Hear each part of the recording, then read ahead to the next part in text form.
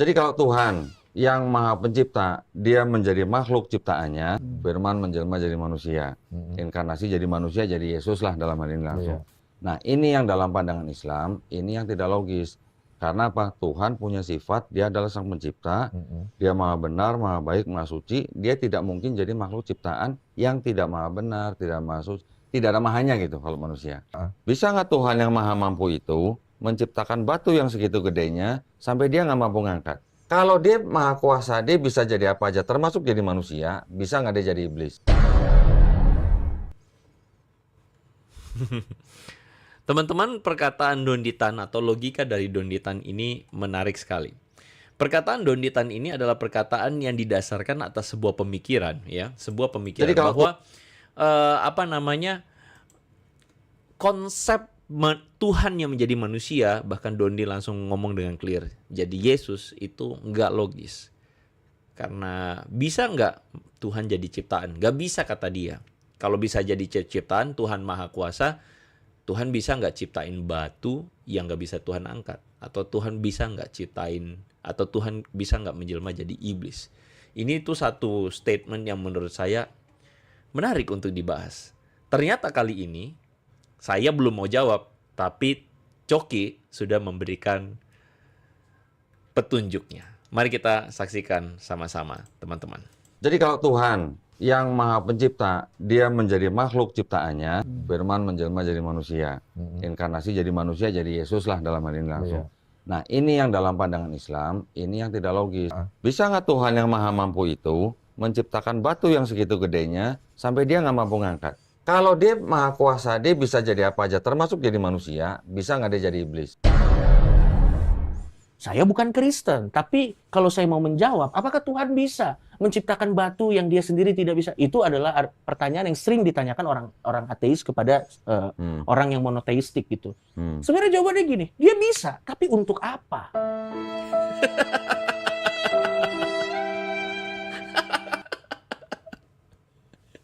Coki kasih kita petunjuk, ya.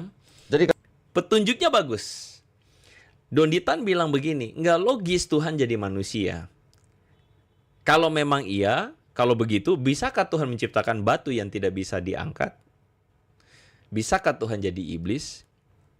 Coki jawabnya, bisa nggak bisa, itu soal pasti bisa kata Coki. Tapi untuk apa Tuhan ciptain batu yang nggak bisa diangkat?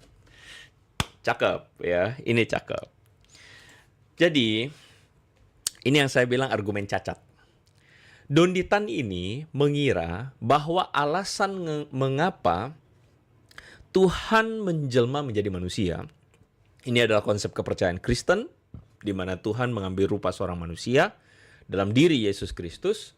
Ini adalah didasarkan sebuah alasan satu-satunya bahwa Tuhan itu Maha Kuasa. Teman-teman, ini adalah sebuah pemikiran yang saya sebut atau dalam logika debat itu disebut sebagai straw man fallacy.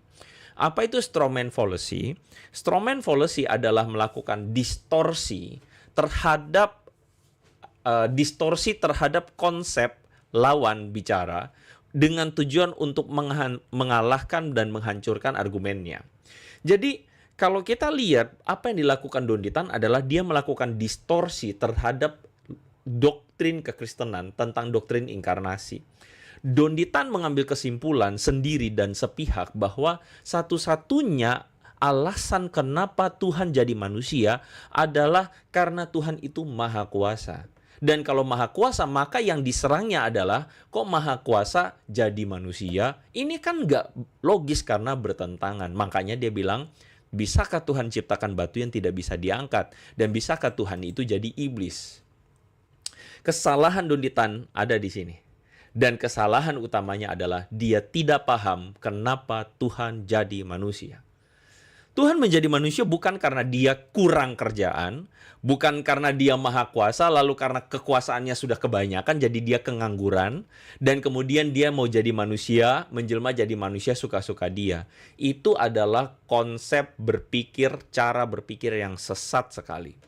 Karena Tuhan menjadi manusia dalam kekristenan itu berbicara tentang tujuan untuk apa Tuhan jadi manusia. Harus beranjaknya dari situ, ya. Tuhan menjadi manusia karena ada misi penyelamatan atau penebusan manusia dari belenggu dosa. Dan penyelamatan penebusan manusia dari belenggu dosa itu dalam kultur Yudaisme melibatkan yang namanya penebusan. Dan penebusan itu tidak bisa cuman hewan belaka, tapi Tuhanlah yang mengambil posisi menggantikan manusia berdosa. Sehingga necessary for him to took human form untuk menggantikan manusia, untuk mati di kayu salib. Ya. Jadi, ini yang menjadi alasan kenapa Tuhan jadi manusia, bukan karena Tuhan kurang kerjaan lalu dia berubah diri menjadi manusia. Filipi pasal 2 ayat 5-7 mengatakan, "Hendaklah kamu dalam hidupmu bersama menaruh pikiran dan perasaan yang terdapat dalam Kristus Yesus." Perhatikan ini, yang dalam rupa Allah tidak menganggap kesetaraan sebagai milik yang harus dipertahankan, melainkan mengosongkan dirinya dan mengambil rupa seorang hamba. Perhatikan baik-baik kata mengambil rupa seorang hamba. Ketika dikatakan mengambil rupa seorang hamba, ini memberikan sebuah penekanan bahwa Tuhan itu mengambil natur manusia dan menambahkannya ke dalam natur ilahinya. Tuhan itu mengambil natur manusia dan kemudian ditambahkan ke dalam natur ilahinya. Bukan Tuhan ganti natur ilahinya, lalu kemudian apa? Digantikan dengan natur manusia. Itu dua cara berpikir yang salah. Dan kebanyakan orang, mohon maaf, orang Muslim berpikir bahwa Tuhan itu jadi manusia, gak jadi Tuhan. Itu kesalahan berpikir. Karena di dalam teologi Kristen, Tuhan itu mengambil natur manusia dan ditambahkan dalam natur ilahinya. Yesus ya, pada konteks pribadi Yesus. Sehingga Yesus pada saat yang bersamaan, pribadinya satu, Yesus Kristus. Tapi naturnya adalah manusia dan ilahi pada saat yang bersamaan. Apa buktinya? Dia meneduhkan, seperti gambar di depan, dia meneduhkan angin badai. Manusia siapa yang bisa meneduhkan angin badai? Tapi langsung dengan kuasanya, dia bilang diam dan tenanglah. Dia hardik angin itu, lalu angin itu tenang. Yesus pada natur yang sama, mengatasi hukum fisika di mana dia berjalan di atas air.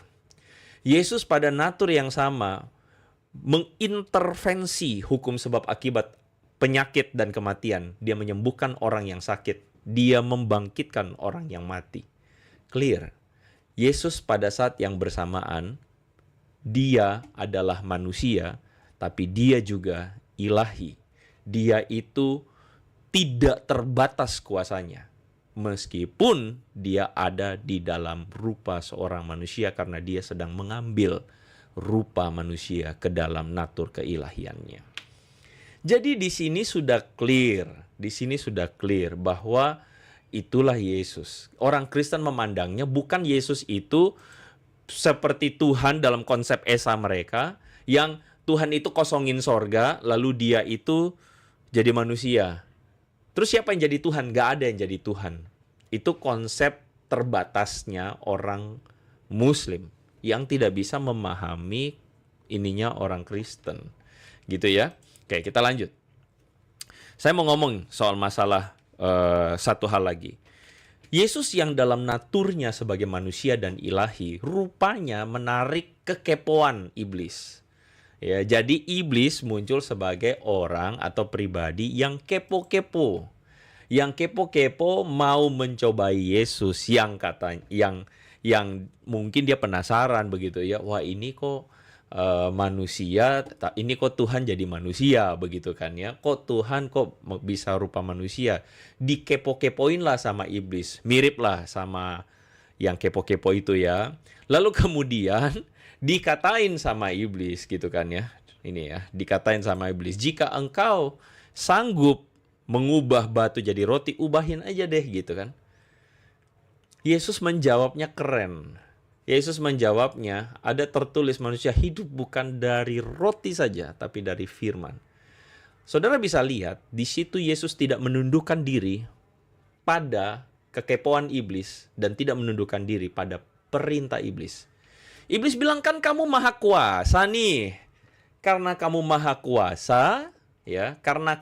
kuasa, ayo dong, buktikan maha kuasamu dengan apa? Ubah batu jadi roti. Yesus bilang, sorry, gua tidak pernah tunduk pada lu karena naturku ilahi dan aku tidak pernah tunduk pada iblis. Naturku ilahi, artinya dia adalah Tuhan yang punya kehendak ilahi dan tidak akan pernah dia tunduk pada kuasa iblis. Jadi meskipun dia mampu berkuasa, dia tidak akan lakukan. Kenapa? Karena dia tidak menentang natur ilahinya. Paham ya teman-teman ya?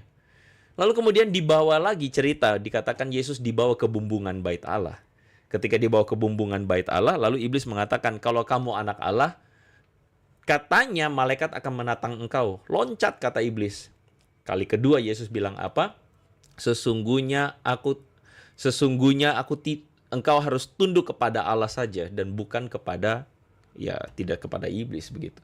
Teman-teman perhatikan bahwa Tuhan Yesus berkali-kali menolak dengan tegas apa yang menjadi keinginan atau wishes-nya iblis. Dan iblis selalu menggoda Yesus pada konteks, kalau kamu Tuhan buktiin dong, kalau kamu Tuhan buktiin dong gitu. Nah gitu selalu. Yang terakhir kita tentu saja tahu dibawa ke puncak bukit lalu kemudian ditunjukkan. Yesus dengan clear di situ mengatakan bahwa dia tidak akan pernah tunduk pada iblis karena dia tidak melanggar natur ilahinya. Inilah logika yang sesat. Logika yang sesat ketika ada orang yang mengatakan bahwa kalau Tuhan itu maha kuasa, bisa nggak Tuhan jadi iblis? Itu adalah pemikiran yang kebolak-balik. Seakan-akan Tuhan itu kekurangan kerjaan, lalu show off, lalu kemudian dia malah melanggar naturnya sendiri. Bukankah itu logika kebalik-balik dari orang yang memang pikirannya kebalik-balik?